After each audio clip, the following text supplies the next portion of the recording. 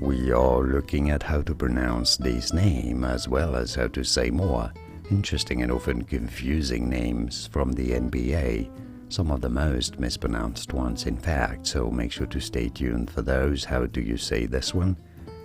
Nemanja, essentially you just replace the J with a Y.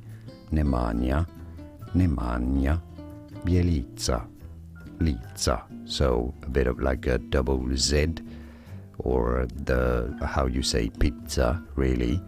Nemanja Bjelica, pretty straightforward once you know.